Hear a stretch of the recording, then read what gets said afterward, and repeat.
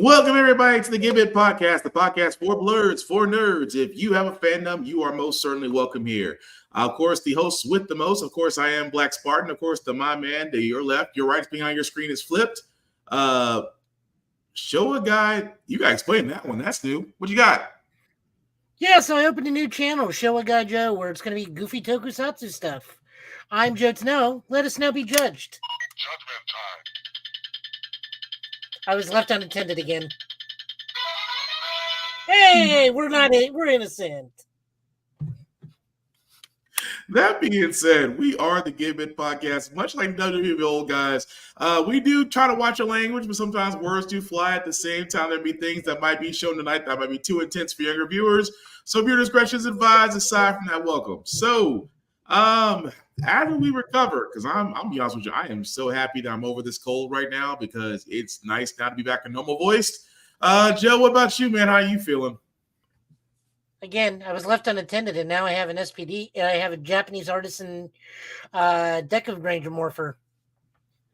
But you're happy? Also think, oh no, really, actually I am. The gentleman who I bought it from, Kotetsu Toys, not sponsored, but again, please go look at him, sent me numerous goodies. So I got a Ryu Soldier key that's back there.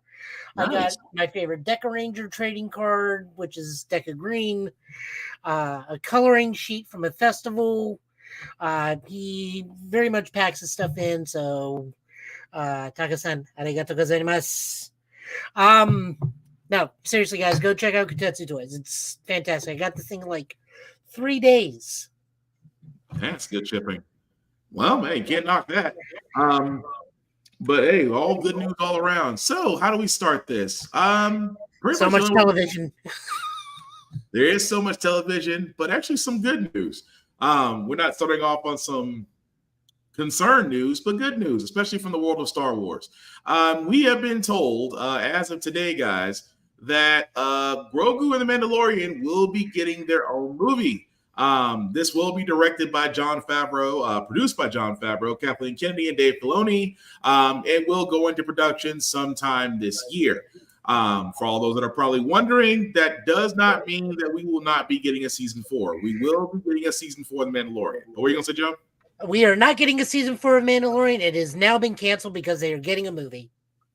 They changed their minds that quick. Wow. Then I stand corrected. I stand completely corrected then. We are not getting a season 4. We are just getting a movie. Still not a bad thing because we've seen The Mandalorian. I have no issues with it. I think it's a great show. Does it deserve a movie? Yes. Hopefully it's not going to get the Ryan Johnson treatment. I would hope not. Not a lot is being said about the movie right now. It's just the fact that it has been announced. But overall, it's great. But Joe, what are your thoughts on it? Honestly, I'm in numerous. Oh, by the way, it got updated again. Now it's not canceled. They need to make up their mind. It was like updated 15 minutes ago, not canceled. That's not our fault. They don't know. Does not know what aside from that, honestly, I am of two minds because Mandalorian season 1 was so good because everyone can come into this. Doesn't matter who you are as a fan. You didn't need to know anything extra. Season 2 got bogged down because it started pulling in other things, and if you didn't know certain things, you were screwed and had to have someone come explain some things. Fair. Season 2.5, also known as the Book of Boba Fett, but let's just be real. It's Mando season 2.5. You need to know even more things because you don't know who the heck Boba Fett is. Well, you've been living under a rock. And you need to know what's going on with the Mando for the previous seasons and the Darksaber and other things, which you need to watch Star Wars Rebels for. My fear about this movie is that it's going to be intrinsically tied to something or some other source of media like they have been for the new trilogy, which is the biggest problem with the new trilogy was not the movies themselves, despite what a lot of people say. It is the poorly advertised additional material you needed to know going into the new movies. I have a fear that this will have the same thing. Is this going to have tie-in novels or a prequel novel or something that's going to happen right before the movie that's going to lead to the series of this events taking off, and no one's going to know what's going on because Disney doesn't advertise these things. Like, for example, Jedi Survivor. I just played and beat it. There is a whole novel that takes place before the game where Cal gets that crew at the beginning of the game. Okay. And you don't know anything about them because they're completely inconsequential in the game. Okay. But here's the thing I will say this. Favreau and Filoni have given us a good track record so far. I mean, do I think that in my mind, it's probably gonna be the first time I'm gonna say this about a Star Wars movie that's coming out regarding characters we've grown to care about. Because the two main guys are behind it, that gives me a little bit of hope that everything will be done right. At the same time, I want them to expand on that. Like, if Kira was here, Lady Mandalore, she could go into a whole thing about them going into more of the Mandalorian lore, and have a field day with it. But you could do so in a movie format, and you can explain it without having to have everybody go back to the book, so to speak. But I mean, I think it'll be. I mean, like I said before, I don't have that much concern. I guess the best way I could put that. I don't really have a lot of concern toward the Mandalorian Grogu movie. I think it's going to be great. The only concern I really have is how they're going to do Boba Fett if they decide to bring that back. But I mean, go ahead. Like I said, I share that feeling. It's just the way the new universe is shaping out is. I feel like we're going to need some sort of supplemental material and be aware of it prior to the movie coming out. And of course, I don't mean like the TV shows. I mean, like, we literally left him at the front porch barbecuing with his kid in the yard. Yeah, pretty much. So I just don't want them to print like a novel that comes out 2 months before the movie to say, oh, well, here's why they're doing this. Because if we remember, Grogu did the Force healing a week before whatever movie had Kylo Ren doing Force healing. Yeah. Just so everybody would go, well, they've never done that before. That's dumb. No, they can point back. It's like, no, the baby did it last week in the episode. I see your point on that. I don't think it'll. I mean, I can understand the point of concern. It's just that like I said, I trust them. I don't trust Disney.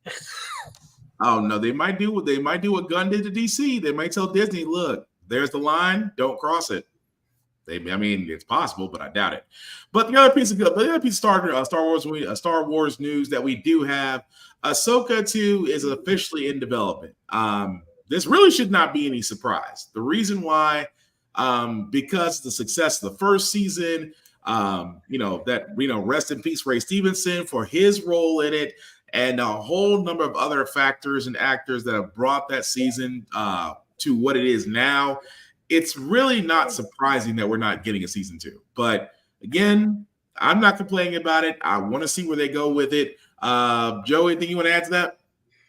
I wonder how they're going to handle the Ray Stevenson thing, if they're going to recast, because that's a heck of a drop plot line if they don't. I hope for more with Rosario Dawson in this one, because I went back and watched it recently, and I noticed something about this show. Okay. If it's just Rosario Dawson, she comes in and either just crosses her arms or says something vague and let everybody else interact around her, with the exception of the Vader scene. Okay. And I think that's as the character, not as just her herself. And I'm like, I remember her doing more. Was I wrong the first time I watched it? If I recall correctly, I think that's exactly how it went. If I recall it right. Come in, cross her arms, say something, either trying to sound deep or mildly vague to where someone could work out the metaphor or lesson for themselves.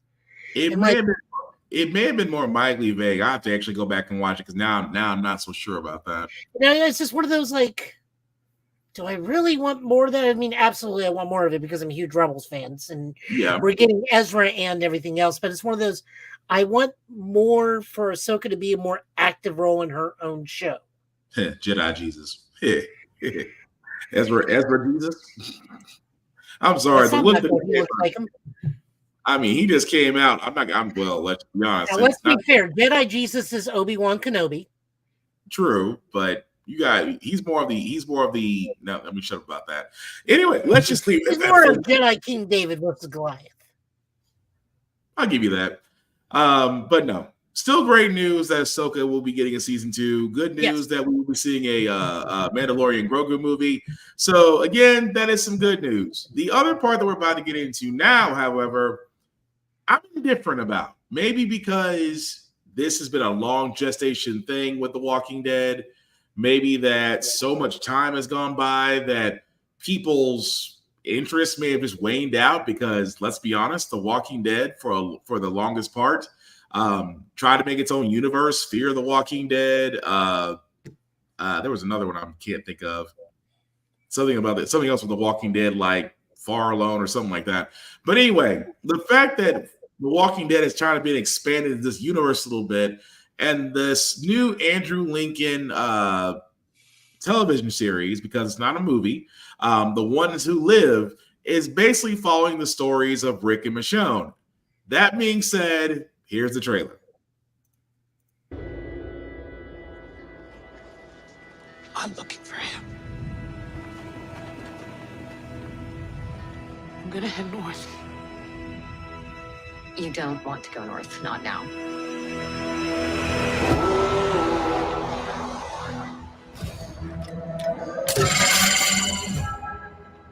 My wife is my choice.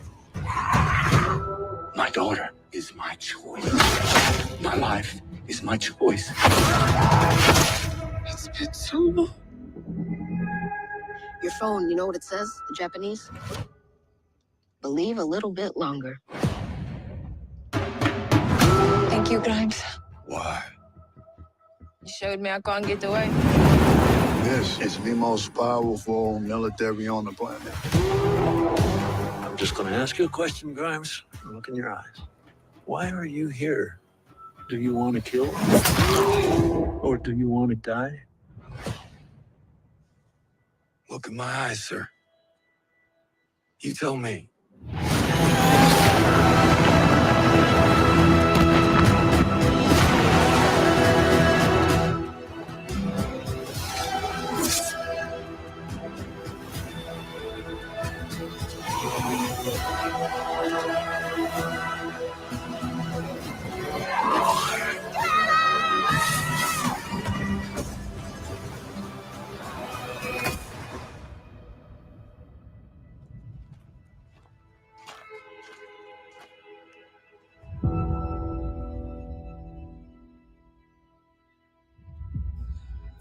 We can make this whole damn world ours if we want to.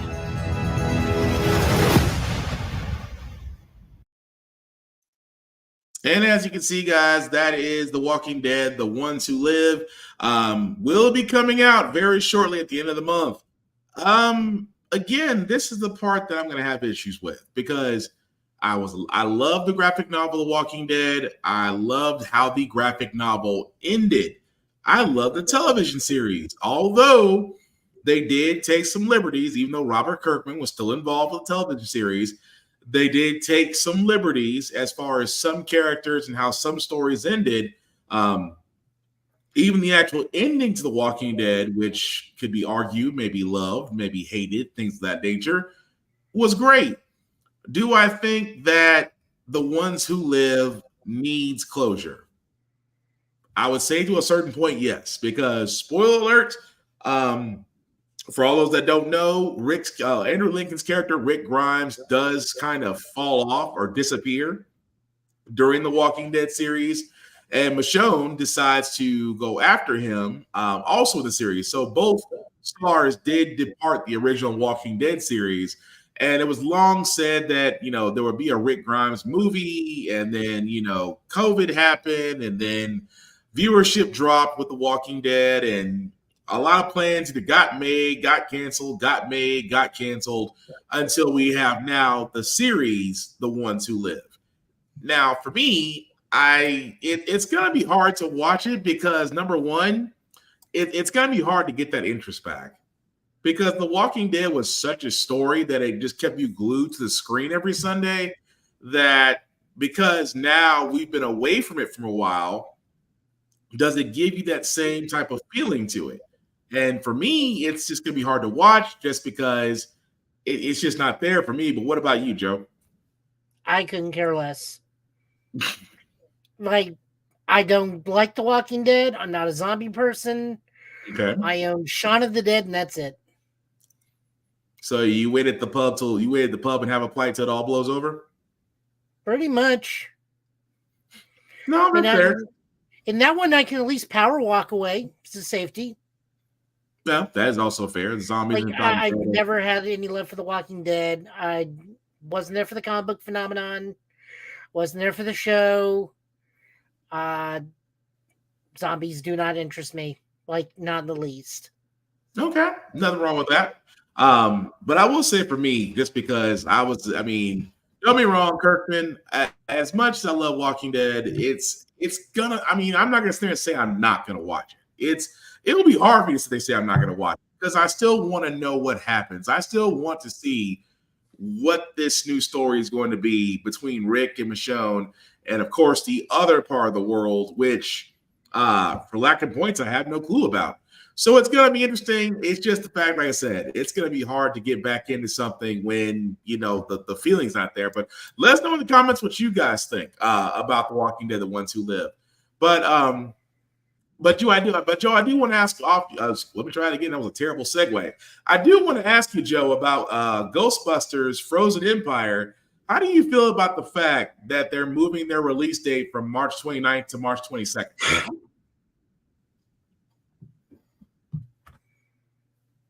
Well, now I need to know when to reserve a hotel if we ever get to go to the premiere. And that's the thing. I'm elated. That's what I was going to ask you about, because this is one of two news stories that we have that movie dates are either being changed or moved forward. And since they're putting this 1 week early with Ghostbusters Frozen Empire, again, I'm with you. It's a great thing. This is basically following the Afterlife movie, which again, if you haven't seen it, we both highly recommend that you do. And Frozen Empire looks like it's going to be more of the same, which is great storytelling, we hope. But yeah, I'm not against the fact of seeing it 1 week early in theaters. But what about you, Joe? I don't know where I'll be seeing it. I don't know if I'm going to be seeing it in Tennessee. I don't know if I'm going to be seeing it in New York. I would hope to see it in New York at the premiere, but it just needs to stay in one spot for a little bit. I know with you and the Tennessee Ghostbusters, that's gonna kind of make travel interesting. But again, I'm not knocking it. I just can't wait to see it. I know we could replay the trailer again. We could really talk about it again, but at this point, we're just really ready to see it. We're just ready for the next trailer to come out. That way, we can poke holes in that. I do know that Empire Magazine. Big news story is the Ghostbusters thing. So we get to see a few more things. We do have confirmation that Janine's in a jumpsuit this time. So more of the real Ghostbusters is slowly coming true to real life. Yep. That's good news. So we can't knock that. But like Joe said, Ghostbuster spot. Yeah. But like Joe said, we're just waiting for the next trailer to poke holes in it. But the other movie that's also having a release date change, Godzilla Kong, the New Empire, also gets a new release date. Initially, they were set for April 12th of 2024. The weirdest part about it is they're being set now for March 29th. So what's interesting about this is that we just got through saying Ghostbusters is being moved from March 29th to March 22nd. Godzilla is being moved from April 12th to March 29th. That's a busy ass 2 weeks. That's good for me. I hate April. That's a busy ass 2 weeks. Again, me and Joe did cover Godzilla Kong New Empire. We did talk about the fact of the Skull King. We did wonder about we said, do we call him an orangutan? What do we remember calling him, Joe? Lanky Kong. Yeah, thank you. because at first we didn't know what he was. We did find out that he was a Skull King, which again is a character very famous in kaiju history. Looking forward to that as well, but still good news to see two highly anticipated movies, both being pushed up, and it seems like they're going to be right after each other, after week to week, which again, not a bad thing. But moving right along, guys, Joe did point this out because Xbox has decided to do a developer direct January 18th at 12 p.m. Pacific, which means 3 p.m. Eastern to 2 p.m. Central Standard Time. Now, of course, as you can see here, the games that they will be going over, they did actually show those up here. One will be the Indiana Jones game they were talking about, Avowed, Aura History Untold, and Senua's Saga Hellblade 2. That's what I'm looking forward to because I love the first Hellblade. I'm looking forward to see what they do with the next one. But like me and Joe talked about, this is what platformers and consoles are doing now. This is the reason why E3 died. It's the reason why developers have sat there and said, you know what we're going to do? We're just going to showcase our stuff and not wait for a summer of games or a video game awards or those things of that nature. Let's just go ahead and do it our own way and release it our own time, which again is great to a certain point. But like I said, if you're trying to expect a whole cavalcade like Summer of Games, which is kind of the next thing coming up, you're going to be waiting. But Joe, the games they described, I know I'm looking forward to Hellblade and Indiana Jones. Any of the 4 games they discovered, any of the 4 games they talked about, you're looking forward to? I don't own an Xbox. So I tell you, you're just going to be there to see how bad they can mess it up. I'm seeing which ones are going to say now coming to Game Pass or Windows 10. All of them, probably. You know what? I will go ahead and say it. I know the Indiana Jones game is going to be on Game Pass. I know Hellblade 2 is going to be on Game Pass. I also want them to come out and do another we're sorry we screwed this up apology for Starfield. You know, now I got an Xbox Series X. I have yet to play Starfield. I have yet to play. They keep saying it's like it made $10 million in sales. Like, and how much did this game cost to create? Ooh, it's not me being petty, guys. Like, in all seriousness, a lot of people put their heart and souls into it. And if you think about it, 10 million units shipped is good.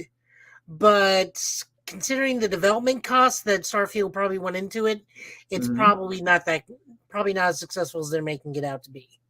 You know, now everybody's saying there's nothing to do at the moment.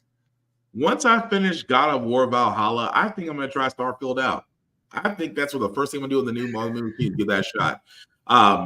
But again, this is what me and Joe talked about. When you see developer directs, Nintendo game, video game channel drops, Sony will probably have a state of play. Ubisoft will probably have another update. I'm assuming will happen at some point. But this is the future we live in now. Now, don't get me wrong; they have a couple of games there that I am interested in seeing what they do with them because we haven't had an Indiana Jones game. Correct me if I'm wrong, Joe, since Super NES. No, there's like a PC game, Indiana Jones in the City of Atlantis. Okay, so it was a PC game. Okay, I didn't know. The thing is, we will probably be seeing these within the next month, probably February. We'll start seeing some more because March starts their spring fiscal year. Yeah. So they got to start putting out their directs of, hey, here's what's coming out in the spring. That's true. But, you know, like I said, it could be like Sega that's right now hiding an $800 million budget on a game, which, again, we didn't really want to go into that just because there's very little information on that right now. This fact that Sega, so what? Which game? They didn't say. I tried looking that up before the beginning of the podcast. They did not. I swear to God, if it's Shenmue again, I'm gonna scream. The thing about it is, they didn't say what game it was. They just sat there and said that the creative budget was given was $800 million. But we know it's not Sonic, and they know by now. If you're going to spend that much money, it's not going to Shenmue. It's going towards the Ryuga team, the Like a Dragon team. Yeah. Although Like a Dragon, You know what? This makes me want to play it. I mean, Rise of the Ronin is not like a dragon, but still, I want to play that freaking game. I mean, but no, Infinite Wealth comes out in like 2 weeks. yeah, but Like a Dragon, the man who erased his name, I love that series. Jesus, I'm playing it right now. I love that series right now. But I just want to have the Japanese theme of Spider-Man play in the background because of the goofy watch. you're not wrong. You are not wrong. But again, guys, that was the developer group again for January 18th. We'll just see what they do with that. Speaking of other trailers, this one was a surprise because I kind of forgot about Masters of the Universe Revolution. They have a new trailer that's debuting as their new season. I'm not sure if it's out already or will be coming out. Joe, you know? Will be coming out. We will also probably get copyright strike for this one because it does have licensed music in it. So, well, we take these strikes for you. Here's the trailer. Word says something. She says, "Oh, she's waving. Hey, Kira." She's waiting. Hey, so, yes, we may take a hit for this, but we take these hits for you. Here's the trailer. Death comes for us all. Even for kings it comes. You will have to make a choice. Will you rule as Adam or as He-Man? Because it cannot be both. I'll never be half the man or king my father was. Eternia needs a king. Why would the power reveal itself to me if I was destined to give it up? I know where my talents lie. On the throne of Eternals. Time for a revolution. He's not Skeletor anymore. He's more powerful than ever. I'm here to ask for help.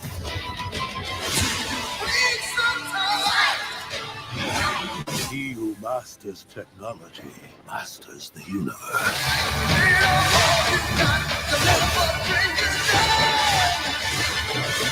We know how powerful a little magic can be. I have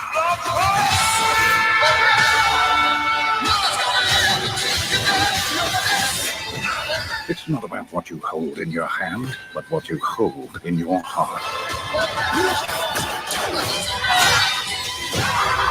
It's over, Skeletor! It's just the beginning.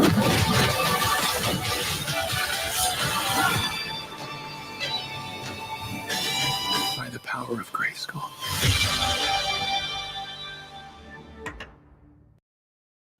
All right. And that, guys, was the trailer for Masters of the Universe Revolution. As you can see, I love the fact that 80s music is making a comeback. I love the fact that we're getting that. I immediately thought Karate Kid and Bloodsport came to my mind for that. But I have got to catch up on this. But that's going to be coming out January 25th. Joe, any thoughts on that? There are a lot of She-Ra villains, which I'm okay with because currently it's Hordak invading Eternia. But I'm kind of wondering if we're going to get a She-Ra cameo or if they are going to go full thing and let Adam have both the powers of She-Ra and He-Man. Because he had kind of that white version at the end of the thing. So I wonder if he's got both the power and the honor of Grayskull at the end for the finale or something. Or if we're just going to get like a She-Ra appearance out of nowhere. I don't know. I don't know how the rights work, and I think Kevin Smith said something about it once, but that was when this was in development, and She-Ra was currently active in like season 5. I think a little bit of column A, column B. I think we might get a She-Ra appearance, and I think they might actually do a combined power set. Yeah, it looked to me like that final white form with the regal look was like for the power and honor of Grayskull. Yeah. Which, again, I wouldn't be against it, but Kevin Smith has done a great job with the show. With the series. Keith David is Hordak. That's still funny. That is still funny. But, again, that comes out January 25th, guys. I'm definitely going to catch up with it. If you guys got your opinions on it, let us know in the comments as well. Also, from the PlayStation world, if you have PlayStation Plus or if you did the smart thing and downgrade it because you don't want to be paying a buttload amount of money, here's the catalog for January, guys. For the free games, Lego City Undercover, Tiny Tina's Wonderlands, Hard Space Shipbreaker, Resident Evil 2, Session, and Just Cause 3. Now, those are the games that will be available for download for free. I want to say either thank you, January 16th. I just had to scroll down and read it. So actually about 4 days, all of those will be available to be downloaded. I can tell you this, Just Cause 3 is definitely a game I'd recommend. Resident Evil 2, the remake, was definitely fun. Tarantino Wonderland was actually a good one too. But then again, there's never been a bad Borderlands game to me. And of course, there's never been such thing as a bad Lego game. Let's just be honest. Any Lego game you play has never been a bad one. But Joe, any ones from that group you'd also recommend? Spaceship Heartbreaker. I keep hearing great things about it. Okay, I've never Go played down. it. I think there was more to the list than the actual list. I could be wrong though. Let's take a look. Shadow Tactics. It was a Shogun. Never played that. Tactical game. I have played that. Vampire the Masquerade Swans. The Masquerade is definitely worth playing if you've never played that. My problem with that game is it has no voice acting. I feel like if anything, if you're going to be a visual novel, you need, with choices and whatnot, or a visual novel in general, you need to be voice acted. Fair. Surviving the Aftermath. Never played that. And it goes into the classics: Rallycross, Star Wars Episode 1, The Phantom Menace, and Street Fighter 30th Anniversary Collection for the PS4, and Legends of Mana and Secret of Mana. Ooh, wow, that takes me back. Those were games from the Super NES versions, but definitely great RPG games to play if you've never played Secret of Mana or Legend of Mana. It is definitely worth playing those games as well. But those are the games that are all available on PlayStation Plus in 4 days. You guys can definitely check them out. I may actually go back and download a few of those myself, actually. But moving right along, guys, we have to talk about what Marvel has done. And what I mean by what Marvel has done, I'm talking about Echo. Before we do get started, guys, yes, we are going to fully talk about Echo. If you have not seen Marvel's Echo yet, if you have not seen those 5 episodes yet, I am telling you this because I want to be very, very clear about what I'm saying. If you have not seen Marvel Echo and intend on watching it spoiler-free, now would be a good time to mute us or come back to us in a few minutes because we're definitely going to talk about it. So again, Marvel's Echo was literally, I call it Marvel's first attempt at going dark story, going a little bit more darker in their storytelling, as it did evolve around a very auspicious character for 5 episodes. So Joe, I'm gonna let you go first. What did you think about Echo, sir, and how it did over those 5 episodes? It was fun. I felt the odd number episodes were the stronger. Everything was good. It was one of those shows I actually had to pay attention to because I kept forgetting the majority of this was going to be done through sign language. Mm-hmm. So it was one of those, like, I was going to put it on the background and listen, and then for like 20 minutes, nothing's going on, but I hear things like, oh, right, sign language. So rewind, go back and actually watch it. Like I said, I enjoyed it. It was fine. I felt the first, third, and fifth episode were much stronger than the second and fourth. Mm-hmm. All the acting was fantastic. Great representation for the indigenous American culture. Vincent D'Onofrio continues to hit out of the park in this thing. More potential abilities, even though she doesn't have these abilities in the comics. But in the comics, she was also the host for the Phoenix Force for a bit. So there's that. Right. For me, it was good. Like I said, the best part was probably the first episode with that was the problem I had with it, though, is they got the big fight you wanted, like, right out of the way and then nothing more.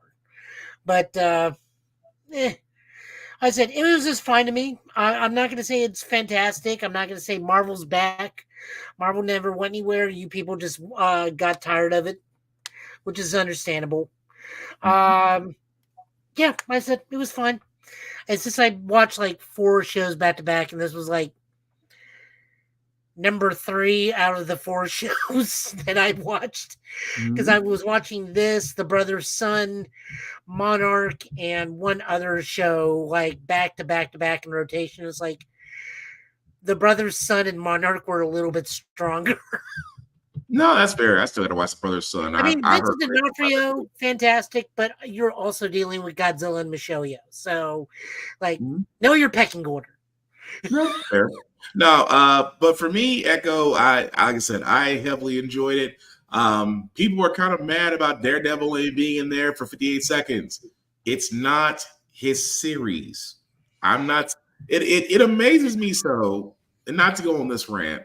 It amazes me so that if you saw Daredevil appear, okay, Daredevil appears, that's fine, but he's only there as part of a deterrent. And don't get me wrong, even for the parties in there is great. At the same time, it's not his series. We're still another year off before we get to Daredevil Born Again. We're a year away. I mean, you made it through 1 year, you can make it through another year. But that fight was so good. But the level of complaints with that's the part that killed me. I'm like, the level of complaints was just why in the world are you going to really complain about Daredevil being in the series? You're basically making the same argument you did in She-Hulk. That's what you're basically doing, which again is asinine. But to Echo's character, her development as far as going back home, seeing her cousins, Biscuit made it funny for me. I'm like, Biscuit was definitely the comic relief for the group. But the whole thing of reuniting with her grandmother, so to speak, and that lineage of really telling a story, and then there's that weird relationship between her and the Kingpin, which is funny because she basically one-eyed him, and then he still came back and still won her in the fold. And I just love the fact that his whole Vincent D'Onofrio's take on the Kingpin is always going to be my favorite, just because the whole idea of, you were like a daughter to me. I can't, no matter what happens, we're family. And you can tell the fact that she had multiple times to unalive the Kingpin, and she didn't take it. At the same time, she kind of at the end healed a little bit of trauma, because the whole thing of what did you do? What did you do to me? It's like the whole time she's still trying to redeem him. And that was a different twist, but I like it. At the same time, she's kind of taking on that same power that her mother has, of the whole idea of she's a healer and the fact of trying to heal her own traumas and things of that nature. It was an interesting story. And I love the fact that even though 5 episodes was enough for the series, I have no issue with that. But at the very end, the one last cutscene we got at the end of the last episode, and I was expecting you to give me 2 words. I was expecting you really to type 2 words. I'm like, so we're going to finally enter that stage. I said it had to be wonderful timing that the Netflix MCU shows are now considered MCU canon, and then that they're available on Disney Plus. But the fact of but Joe, tell me you did not hear Mayor Wilson Fisk at the end of that. I mean, if they can adapt Devil's Reign, do it. It needs to be done. I mean, that's what I'm saying. It's really perfect, because number one, you've already established the fact of the MCU being canon as far as those 4 shows.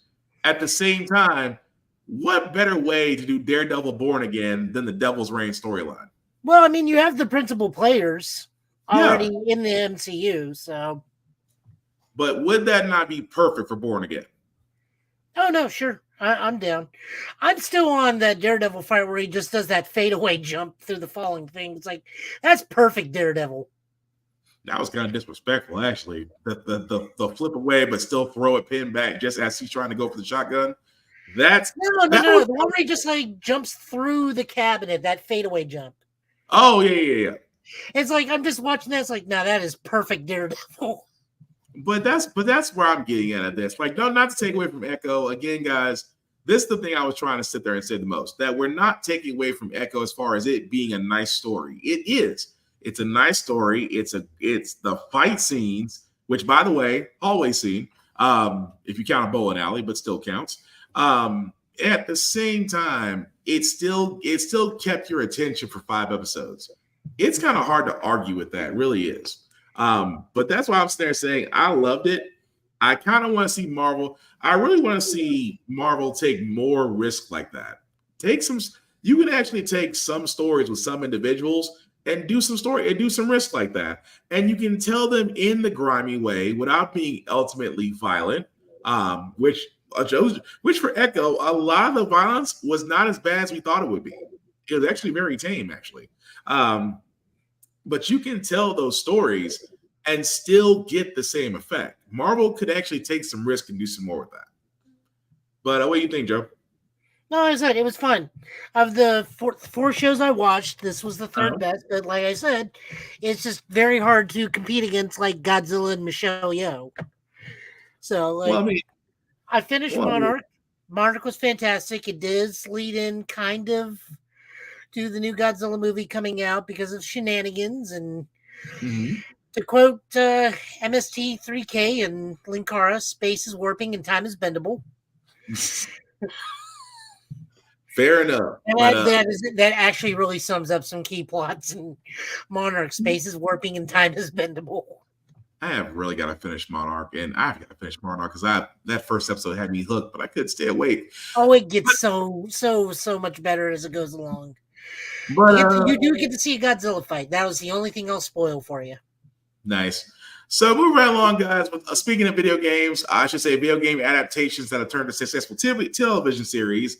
The Last of Us. We now have a Abby. What I mean by that is the young lady you see there, Caitlin Dever, will now be casted as Abby in The Last of Us. For all those that remember The Last of Us Part 2, Abby played a very tumultuous character in the video game series, especially if you are a fan of Joel. I'm not going to spoil it for you because, again, if you have not played The Last of Us Part 1 and Part 2, you might be slightly confused as to what her character will be. But the fact that we're getting her and this man here, excuse me, is about his name. Let's see. Young Mazzino. Sir, if I'm pronouncing your name, I apologize. Young Mazzino will be Jesse, also cast as Jesse in The Last of Us. Now, again, Jesse is... Say what? Young Mazzino. Okay, because I didn't know if I was going to get that right or wrong. But yes, these two actors have been cast in The Last of Us. Now, of course, again, I'm speaking from a video game standpoint. You will actually see Jesse and Abby in The Last of Us 2 because of certain roles that they're in. But both of their stories do intertwine. I'm going to leave it at that because, number one, if I told you exactly what happened, you wouldn't watch Last of Us and you probably wouldn't play The Last of Us Part 2. So, do I think it's great that HBO is moving forward with The Last of Us? Absolutely. Pedro Pascal and the young lady that plays Ellie did a tremendously great job in the series. I think the series was really well done for a season 1. It is obvious we're going to get a season 2. Do I think that season 2 is going to fast forward a little bit? Yes, just because you're bringing in the Last of Us Part 2 characters, which means that there might be a little bit of a time jump. There might be some events that are going to happen. And again, depending on if they follow the story or not, some of y'all might be mad. Some of y'all might be surprised. That's all I'm going to say about that.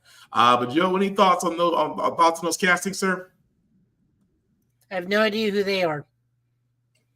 Oh, that's right. Have you ever played The Last of Us? I just not thought about that. Played The Last of Us Part 1. I didn't feel like being depressed even more, so I never played 2. Okay. I'll tell you. If you want to know, I'll tell you offline. But again, with The Last of Us, which again is in the middle of filming for season 2.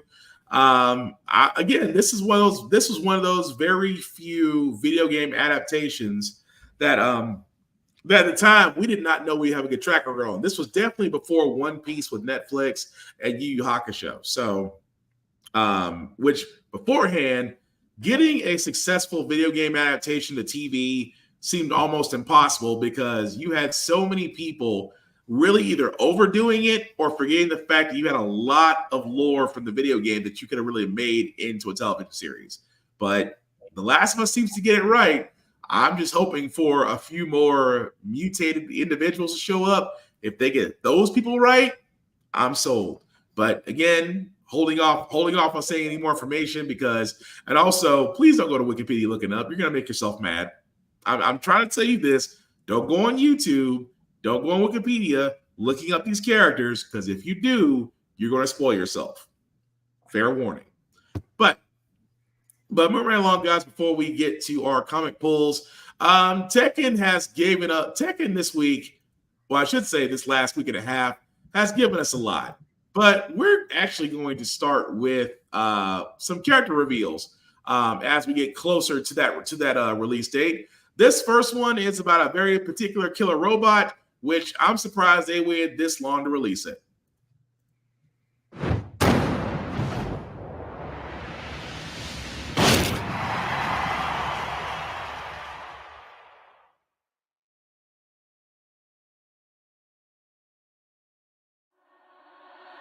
Get ready for the next battle. Tekken 8 New Challenger! 軽装運転で頑張ります。アリサ・ボスカラベッチ。アリサです。死んでください。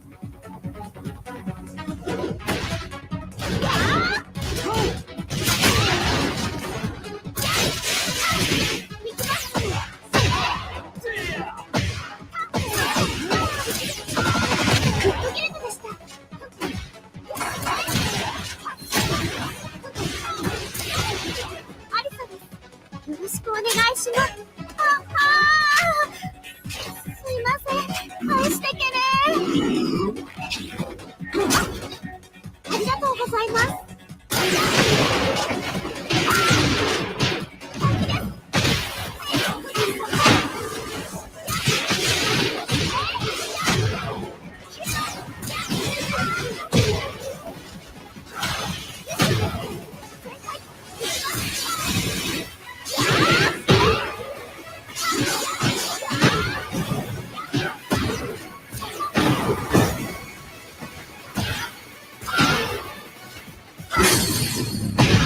生ライトいきます。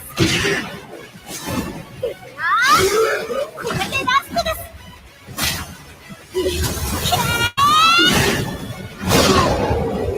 やりました。勝負ありだっちゃ。また明日。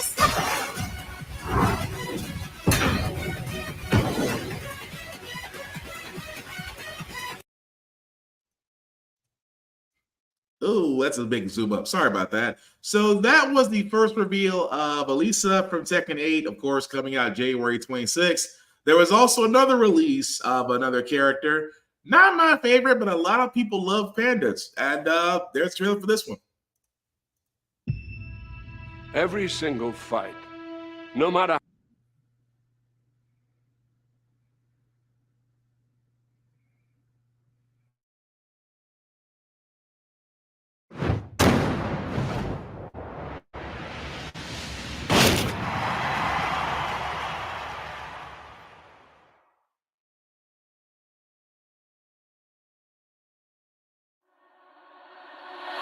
Ready for the next battle. Tekken 8 New Challenger! Panda!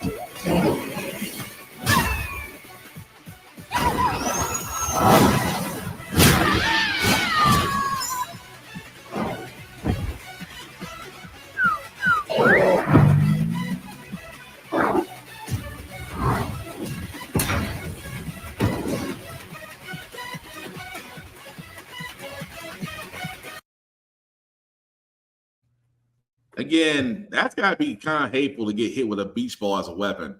But as you can see, guys, for Tekken 8, which again comes out January 26th, we are not too far off from that. Did release Panda and Elisa. And if you thought that was nuts, the last one I got from Tekken 8, just because you could not expect anything else. But say, for instance, if you don't know the story of Tekken 8, that you want an abbreviated narration of it, Brian Cox, for all those who don't remember, great actor from movies like shows like Succession. Imagine if he narrated the current story of Tekken. Joe, if you haven't seen this, either you're going to be surprised or just say, yep, that sounds exactly like what it is. But for all those that don't know the story of Tekken 8, here's the story so far. Every single fight, no matter how big or small, has a story behind it.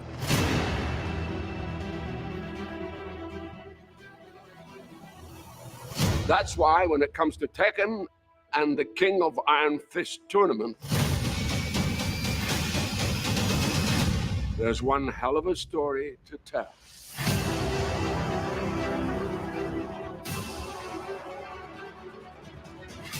In Tekken 8, Jin Kazama will face off against his father, Kazuya Mishima, for the last time. Kazuya is threatening global domination, and since Jin is the only other person who possesses the devil gene as well, he may be the only chance the world has left. But how did we even get to this point? What the hell is a devil gene? And why do these fathers and sons keep throwing each other off cliffs? Well, it revolves around these three men: Heihachi Mishima, his son Kazuya Mishima, and his son Jin Kazama. When Kazuya was just 5 years old, his father, Heihachi, feared the boy possessed the devil gene, which is passed down through generations to the bearer's children. It allows the host to transform into a winged demon that possesses incredible strength and power. So, Heihachi did what any loving father would do. Threw Kazuya off this cliff to see if he would survive. And survive he did. Kazuya would spend the next 21 years training to become a deadly fighter. The hatred he harbored for his father fueling his motivations. Ultimately, Kazuya would defeat Heihachi and become the first King of Iron Fist tournament champion. And then, in a moment of poetic justice, would throw his father off a cliff. Years later, we find Kazuya has turned even more sinister than his father was. But it brings us to the one woman who saw the potential good in Kazuya, animal rights activist Jun Kazama. Together, they would have a child, the third piece of this patricidal puzzle, Jin Kazama. Jin grew up without knowing his father, and after tragedy suddenly befell his mother, Jin sought out his grandfather and would be trained in the Mishima fighting ways by none other than Heihachi Mishima. Ever the opportunist, and knowing Jin possessed the devil gene, Heihachi would use Jin until ultimately betraying his grandson, shooting him at point-blank range in the face. However, death was not for Jin, and what would kill any other man would trigger what had laid dormant in Jin until that moment, and Devil Jin was born. Since then, these three men have waged war against each other time and time again.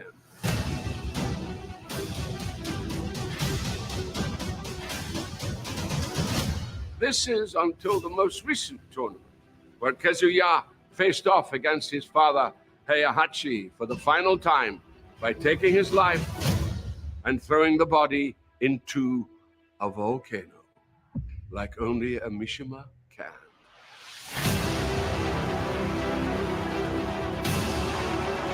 Which brings us to now. Kazuya's complete global control is almost at hand, and his power is seemingly unchecked. However, now fully healed from his own battles, Jin has resurfaced and is focused on stopping his father to become not just the newest champion of the King of Iron Fist tournament, but possibly the savior of all mankind too.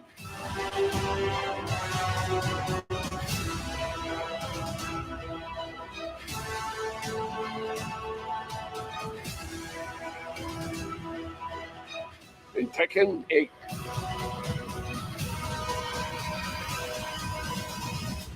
Fist meets fate.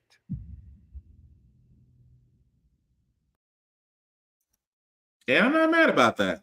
So that, of course, that was the narration of Brian Cox for the story so far in Tekken 8. As we talked about, guys, it will be coming out January 26th. Not too far from now. You can still pre-order it.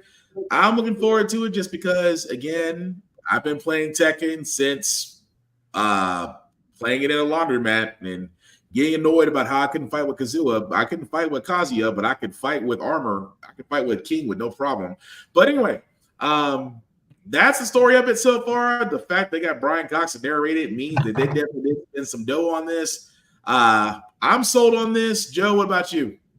He nearly put me to sleep because his voice was so nice. The soothing sounds of Brian Cox. No, I mean, I'll get it eventually. My money's going to Yakuza Like a Dragon Infinite Wealth on the 26th. I'm not gonna lie. Nice. I also have this weird sneaking suspicion that Street Fighter is going to try and dunk on them on the release date. Oh yeah, you know they're gonna push something out. Well, I mean, it's super weird. We still haven't seen anything for Ed. Yeah. And Ed is supposed to come out. And they're really pushing Akuma, who's not supposed to be out till spring. So I'm wondering if they're just not going to give us both Ed and Akuma in the same week. It's possible. Just to like trump it.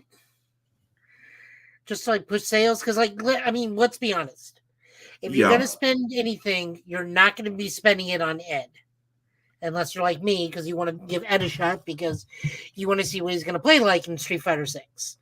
But everybody is going to go from being a casual Ken to a casual Akuma and be that modern player that only has a one-button Hisatsu. I still got to play Street Fighter 6.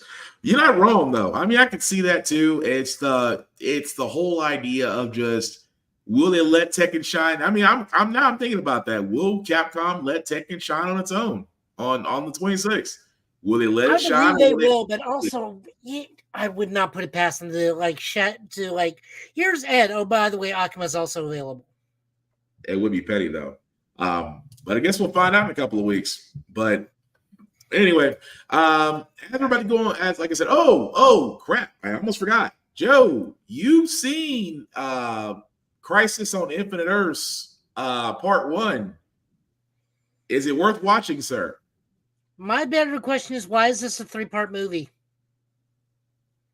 That long or that long to explain? Well, the good thing is that this is, again, a Flash movie. So this has been very fun. It's a little bit weird in storytelling because it's the Flash and he's out of sync with time a whole lot. So you see certain events at certain periods.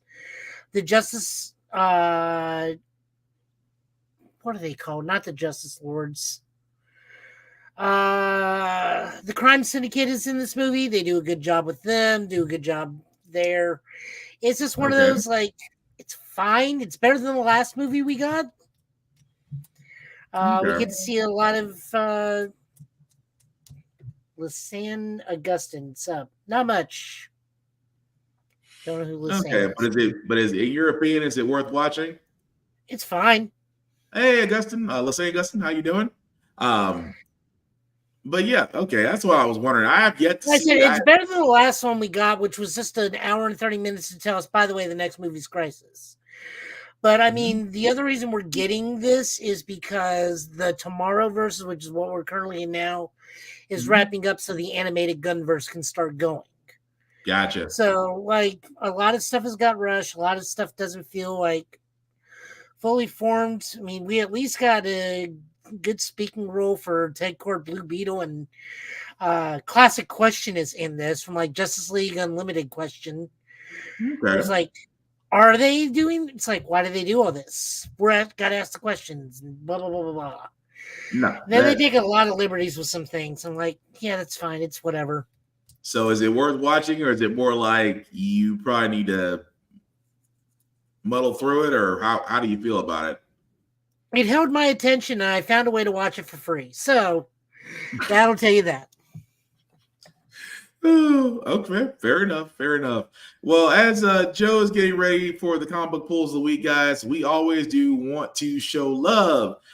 First and foremost, to Rick's Comic City, Nashville's #1 place for comics, for mangas, for collectibles, for toys, posters. You got it. They probably have it. They have 2 locations, one in Nashville, Tennessee, and one in Clarksville, Tennessee, and Locker Nerd in Fort Campbell. You can also go to their website at rickscomiccity.com to where you can do your comic book pulls, your pull list, your trades and hardbacks, your gift cards, things of that nature. Again, we want to show them love because they show us love. Mention us. It doesn't get you any discounts, but at the same time, you'll see our handsome mugs playing on their TVs in there. And like I said before, we always want to show them love wherever we can. If you are not in the Middle Tennessee area, please support your local comic book stores, support your local libraries. Why? Because these are going to be the last places, guys, to where you can actually get comic books, mangas, things of that nature in your hand. I get it. Comixology is great. Barnes & Noble is great. Kindle is great. But it's just something about having something actually in your hands. And of course, for libraries, me and Joe say this all the time, kids. Read the banned books. We cannot tell you enough that whatever they're trying to keep you from reading means that you need to read it and learn it, because trust me, you'll be better off for it. So definitely, as Joe is showing right there, definitely, kids, read the banned books. If you are in the Middle Tennessee area, please support Rick's Comic City. If you're not, support your local comic stores, your mom and pop stores. Stop small, shop local, support your local libraries. Trust me, you're going to miss them where they're gone. But I see, Joe, that you're queued up, sir. So whenever you're ready. Yep.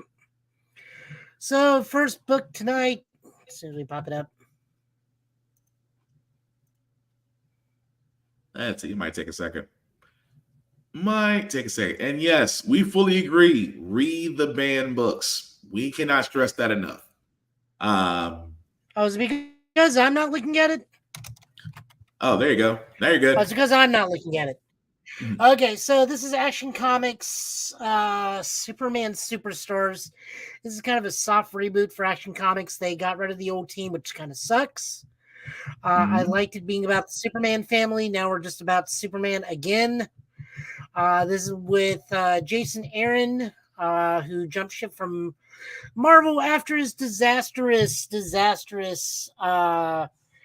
Avengers run, and with John Timms as our writer. This is Bizarro Part 1, where we learn that Bizarro, because he's the opposite of Superman, has somehow ended up on a planet full of magic and enchantments. And because he is the opposite of Superman, magic is not his weakness. It only strengthens him to the point where he himself becomes some sort of idiot savant with arcane magic. Pretty much. And then runs into Superman and just, well, we'll just call it what it was. Pimp slaps him to Jupiter. Yeah.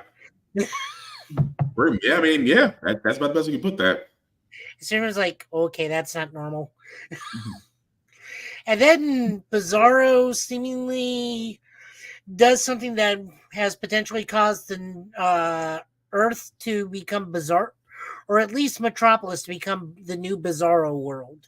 Yeah. So, interesting premise, good art. I think this suits Jason Aaron. I think Jason Aaron does do better in single books than he does team books. This Superman is just fine.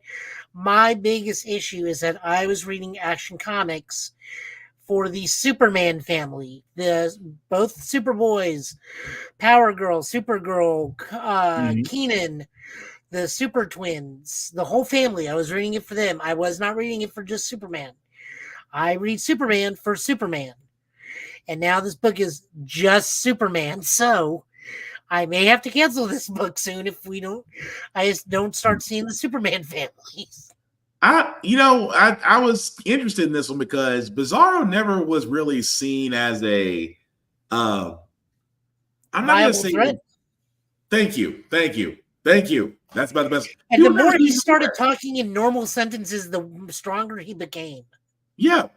It's weird. It's like education made him dangerous. Is it bad that phonics made him dangerous? He must have took the Muzzy course for arcane magic. So, I mean, don't get me wrong. I like the fact because Bizarro was never, like I said, Bizarro was never seen as a threat.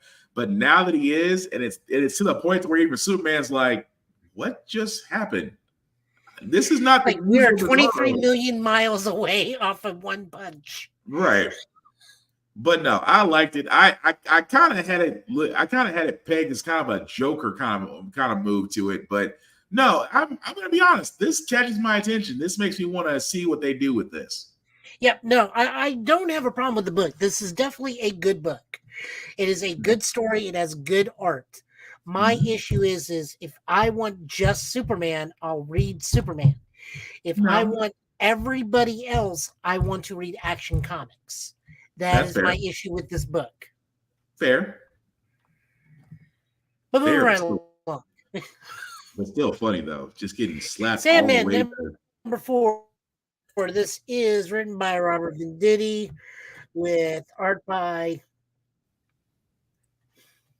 Riley Rossmo and coloring by Ivan Plesnia with lettering by Tom DiPaolo and cover by Rossmo again. So we have the fallout of Wesley dealing with the fog and just a whole lot of bad stuff going down for Wesley. But I'm gonna wait to my certain part. It's a certain part I'm waiting for. Which part? The one where he starts seeing the future and he can see like the Justice Society, his own sidekick, or the part where he busts in and holds a murder. It's like, I'm a pacifist, but I'm still gonna take you out. I was gonna say the Spartan kicked the fog. In fact, the Spartan kicked the fog out the window. For a pacifist. I'm a pacifist. I was wondering if that really was the fog or if that was somebody else, because I thought that was a different villain. I think it's the fog, but I'm sorry. We're kind of going ahead though. You got to kind of explain up to that point. No, it's just Wesley's dealing with being gassed and all of the fear and toxin and whatnot, and trying to hunt down the fog to get all of his like notes back so they don't fall into the wrong hands. And then finally meets somebody. It may be the fog. It was a little unclear to me. This gas also may have triggered his innate ability to have prosthetic dreams, which kind of bums me out. I kind of like that his prosthetic dreams was given to him as a gift by Dream himself. But, you know, Jeff Johns is going to, Robert Venditti is not always going to, new take on characters. It's fine. I'm just glad I'm getting more Sandman. No, I get that too. But no, it was a good issue though. The whole fever dream thing was like, if I freak out like this, what is the rest of the city gonna do? Oh yeah. And at the same time, his book is still out there. But yeah, it was a good issue. I really dug it. Okay, moving over into Marvel, because we got quite a bit of Marvel. They are bringing back the giant size books. So first off was Giant Size Spider-Man, clearly written with Miles Morales. This is in continuity with Gang War. So this happens in between Miles's Gang War books. So Miles and Venom, this is written by Cody Ziegler with art by Iman Colio and coloring by Guru EFX. With Brian Hitch and Alex Sinclair doing art. So Miles is tracking the Rabble, which is his new arch enemy, who is, we swear to God, not Marvel's Miles Morales, the Tinkerer. And the Hobgoblin, because Hobgoblin is trying to make a move on Brooklyn. And Venom busts up a whole spy ring, and then it's a giant fight between Venom and Miles. Because the Venom symbiote is going solo and not listening to Dylan for whatever reason. And just giant fight. It's still funny, but the Lethal Protector, he's like, I thought you were on our side. Well, if you're in my way. But no, it was interesting as far as Miles really taking on himself Venom, because of course that's not Brock's Venom. It's I forgot his name already. Dylan. Thank you. Who's actually it? And you can see Dylan's trying to not get Venom to kill, but it was a good issue. It was a good break from Gang War, but it also kind of leads to Gang War in a sense. Yep. Which, speaking of Gang War, Miles Morales Gang War. Yeah. This is also written by Cody Ziegler with Federico Valentini and Frederica Manson as artists, Brian Valenza as coloring, and Federico Valentini and Richard Isinove as the cover artists. Mm-hmm. So this leads right out of the last book, and Miles and Ms. Marvel and the anti-spider squadron that has been following around, made of that random speedster and Scorpion, right, and other heroes. The Starling, Miles' girlfriend, the Starling, trying to take on everything going on in Gang War, while also attempting to put a stop to again Hobgoblin and the Rabble. They're having to put Uncle Aaron back in place because he's got the Prowler costume back on. We get Miles' surviving clone that's a good guy, Gloop. And the actual OG Hobie Brown comes in. I did not realize Hobie was the Hornet. That was surprising to me, but the fact that he gave him the Prowler outfit and said, I see what you're trying to do, but if you decide to go back to your old ways, I'm coming back for that. It's like, damn, okay. Really great issue. I love everything about it. I love that Miss Marvel's doing in this book, because she's everywhere right now. Mm-hmm.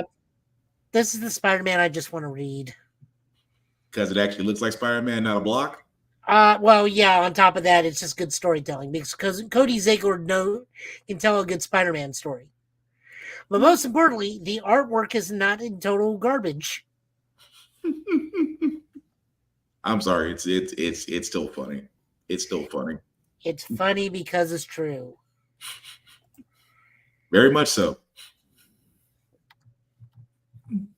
We also got Luke Cage #3. This is written by Rodney Barnes with art by Ramon F. Box, colors by Andrew Dollhouse, and Kenan White doing the cover. Luke Cage is now officially fighting giant robots around the mayoral mansion, or the is it his mansion? Is it the mayoral house, or is it City Hall?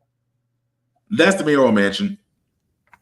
Okay, so he's fighting everybody around his new mayoral house, and by everyone I mean giant spider slayers, because he's ran afoul of Alistair Smythe. And I did want to spoil this one because there's nothing more to say. He's got a cage. Luke Cage is in a giant robot. Everyone's argument is invalidated. Meet the Cage Buster. Just wow. I have so many questions, and at the same time, I don't know how much money the taxpayer dollars were spent on this. But I mean, it's kind of necessary when you're fighting Alistair Smith robots. What do you think? It's still, you know what? It kind of fits him, but at the same time, I'm like, I was expecting. Is it bad? It looks like more like Hammer Tech and AIM than it does Stark Tech. Probably. I mean, what do you think about the book overall? Oh, the book itself was great. I like the fact that they're really giving Cage a more. It's literally more of a Defenders feel, if it makes sense, than an actual Cage book, just because you have him at the forefront. But no, the run itself for Gang War with him in it's great. I also do like the Cloak and Dagger bits for a little bit. I'm kind of mad at that. I'm kind of mad at Cloak. I'm like, really?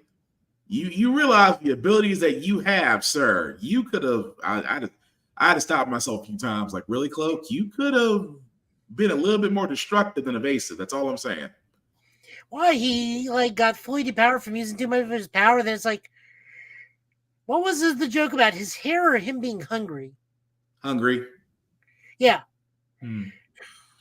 Too much of his power. He basically turns into Goku. He turns into Goku post battle. Got anything to eat? Pretty much. Overall, good issue. We got She-Hulk number 4, Sensational She-Hulk number 4.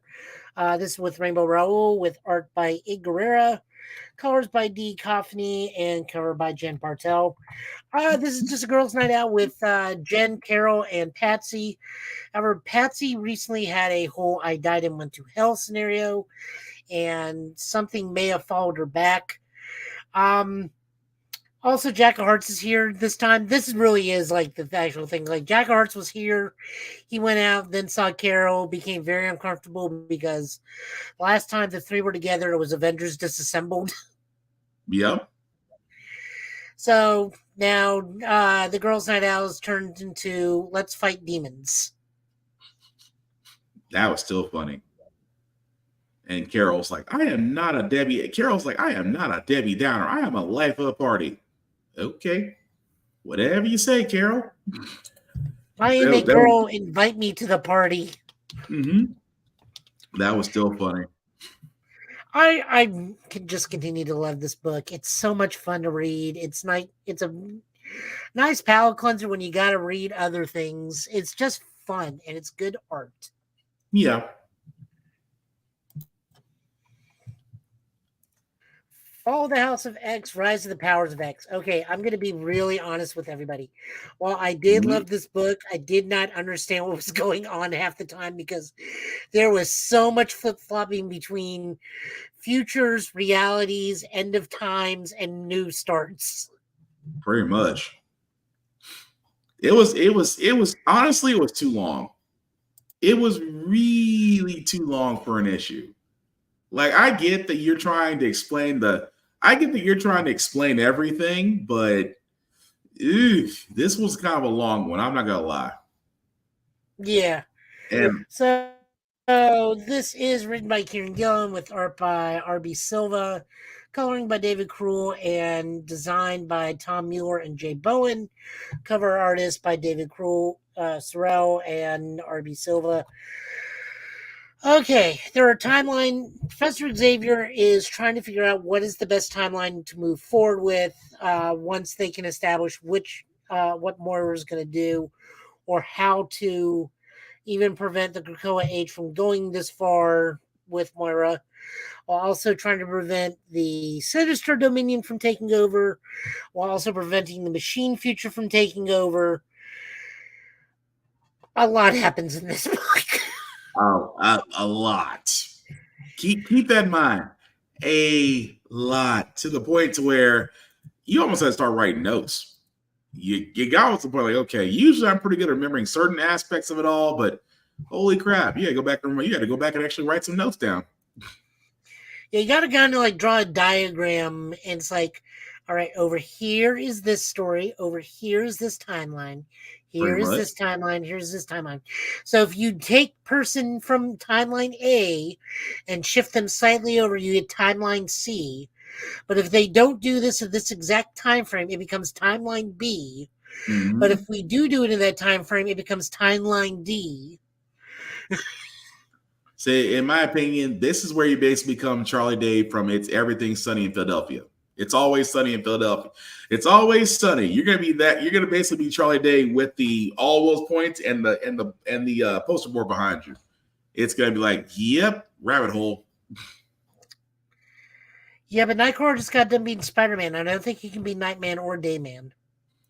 True, but no. At the same time, the book is good. The art is fantastic. The only problem, like we said, is it's a little hard to follow because of all the jumping around. Pretty much. You do need to know some of this going forward for like the finale of the Krakoa period. So we can't stress that enough. It's just We wish you luck in your endeavors. Man, and then some. Now, we are about to get to our final book tonight. I do want to say Transformers 4 came out, written and drawn by Daniel Warren Johnson. Optimus Prime gets a new arm in that book. It is. Oh, also, for this week, for this issue's Pro Wrestling Move, it is either an RKO or a Kavat DDT. Oh, look at that. That's an RKO. Yes. That's definitely so I actually had to RKO. ask my buddy Jesse, who's a professional wrestling referee. It's like, which one is this, RKO or that? It's like, it could be an RKO, but since it looks like his head is inverted, it also could be a Kavat DDT. Yeah. Although for the impact, though, I would think RKO, but you got a point. So Optimus gets a new arm, and we finally see where Megatron may or may not be in stasis, question mark. Okay. So also for this. But book of the night, Ultimate Spider-Man #1. Thank God. This is written by Jonathan Hickman with No, I was gonna say the art's a lot better, isn't it? Well, it's Marco Gicchetto. We took him off Daredevil to come do this. Pretty much. Covered by Matthew Wilson, covers by Mark Gicchetto and Matthew Wilson. So, this is Ultimate Spider-Man, and this is a Spider-Man that is married, Spider-Man with 2 children, Spider-Man that because he never became Spider-Man, because of everything in the Ultimate Universe, in this new version of the Ultimate Universe, he is not yet Spider-Man. So that means Uncle Ben is still alive, who is co-owner of the Daily Bugle. Who treats Peter with respect because he respects his uncle. Mm-hmm. You see that Peter and MJ are going through a rough patch, and they and like actual mature adults, they sit and talk about it. Which was different. And the children are probably about as brilliant as the Richards children. Well, at least we know Richard. At least we know Richard is. We don't know about May, but we definitely know Richard is probably smart as everybody else in the room. Was it weird reading this that you just felt like it was Bizarro World? Like it was a Bizarro World. I was just waiting for the pin to drop, and I like that there's like Peter just feels empty because he knows something's missing in his life. He just doesn't know what. And like I said, the best thing about the book is that he tells MJ, hey, can we talk about this later? And then, unlike every other Spider-Man book, they actually sit down and talk about it later.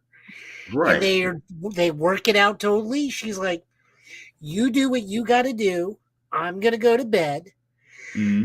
Get what you need to feel fulfilled done. And they even ask, like, is it our marriage? She's like, no, we're good. It's like, is it the kids? They're fantastic. Is it me? No, you're fantastic. It's like, I feel like I'm missing something. Then you see the pin drop. Yeah. And then it's weird the fact that the mask comes out. It's like, wait a minute, so he retired from being Spider-Man? No. Like, in this universe, he never got bit as a kid. It's the sorry, I'm backwards. It's the spider. That's what it is. That's what it is. Yeah. So Tony Stark somehow gives Peter the spider through like a ways and means. We're not going to spoil the whole book. But he gets bit, and the suit is nanotech, which probably means it can inhale. As we've seen with this book cover, leading up to the preview, this is not a spoiler. This has just been going through previews. He has different spider suits on in each different cover. We've seen him in the black suit. We've seen him in the normal suit like we have here. We've seen him in the 2099 suit. We know the spider bites him. We know his suit's nanotech. We don't know what this version's Peter's powers are. He could have a ability to have variable spider powers and his suit adapt to different Spider-Men. Right. We just don't know. We just see like the black silhouette of Spider-Man with the white eyes. That's going to be interesting. I mean, it's interesting that the fact of the matter that he had to basically get bit and only at the same time and at the same time with the nanotech suit, it's a different story. And I think that's what we wanted. We wanted a different story with Peter, not with Peter always being, beat down and broken and either in debt or whatever other situation he's a part of. The fact that the story is different makes me want to read it more. It's like now that he's Spider-Man, or he always felt like something was missing from his life. Are they basically going to sit there and say, okay, now that he wants to be Spider-Man or feels the need to be this person, now we're going to screw with him? I hope they just don't take it too far, because I do want to see his whole family as a continuing cast. Yeah. I even want to see Ben continue as a continuing cast, because that is something people don't get to write about. It's like, what is Ben Parker going to be like with a Spider-Man around? That is true. And at the same time, are they going to be that cruel and not unalive him first? Hopefully not. I hope they don't. Well, see, that was also like, I think he'll stick around because Ben dies because of Peter's arrogance as a youth. Right. Peter is in his mid-30s in this one. He doesn't have that arrogance. True. So that makes me wonder. Again, I know we're spitballing here, but we're just like out there in the ether trying to figure out what this book is going to be, but it shows we're excited because this was good. We need a Peter that can sit and talk and go like, something's wrong. Is it me? No. Is it the marriage? No. Is it the kids? No. I just feel like there is something missing with me. Great. Okay, go find what it is. I will support you no matter what. I understand your uncle and J. Jameson had something happen to them, so they got to start something new. If you need to join them, we got money because I got my modeling career and whatnot, or whatever MJ's doing, because she said she has something. So they said they're not. It's not like they're strapped for cash or anything. Right. Like, this book was just what I need Spider-Man to be now. Yeah, I fully agree. But yeah, I'm looking for the next issue. Like, I got to see how they do this story, because are they going to give us tragedy or are they going to give us something different? Now, we have seen new pictures of what the Green Goblin looks like in this universe. If you guys thought the Raimi version looked like a Power Ranger, you ain't seen nothing yet. I'm gonna let that people find them out themselves. But yeah, it was a good issue. Oh, that's it for books. Yes, no, fantastic issue, fantastic book. I can't wait to read more of it. Now that's it on comics. Cool. Well, thank you, Joe, for the comic pool as usual, guys. As usual, guys, as we're gonna wrap this up, just because we do thank you all for watching, for liking, for letting people know it's live, for commenting. We certainly appreciate all of that. Joe, anything you want to let people know what you're up to, sir? Besides Show Guy Joe, what else you got going on?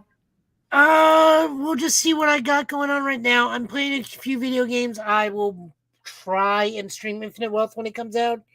It's just work is taking a lot out of me to the point where I actually have to take a nap when I get home. I am very sleepy, Joe. At some point, I'll probably try and stream more Grandizer as well, because I don't think that game is very long in the grand scheme of things. It's just a matter of sitting down and staying awake long enough to stream at least an hour and a half. Gotcha. It's becoming a challenge. Other than that, like I said, I still got the new channel I just put up. We already got 2 videos out. I will try and keep it as active as possible. It's going to be much more active in March when the new Sentai drops, because I'll be doing weekly thoughts on there. So once the engine or sports cars themed Sentai Boon Boonjer comes out, I don't make up the names, people. Let me see if I can show you a picture. I think I got the folder still of what I'm going to be talking about. Oh, I can only imagine. I can only imagine. I was like, I can only imagine what they're going to look like. Because if it's not, oh no, they've already put out the professional picture. They are. Oh, they're fully shown in everything. Oh wow. Well, while you're doing that, because Again, Showa Guy Joe is where you can find Joe's new page. Of course, his Twitch page, and Joe will tell you last name, is still available for out there to see. And oh dear God, wow, wow, wow. Yep. Yeah, that's something. That is something. Yeah, the morpher is an exhaust pipe fused with the turbo booster and a speedometer. Black and orange. We get our first main team orange and our first female black. Their morphers are Indy car race handles with axes that become axes.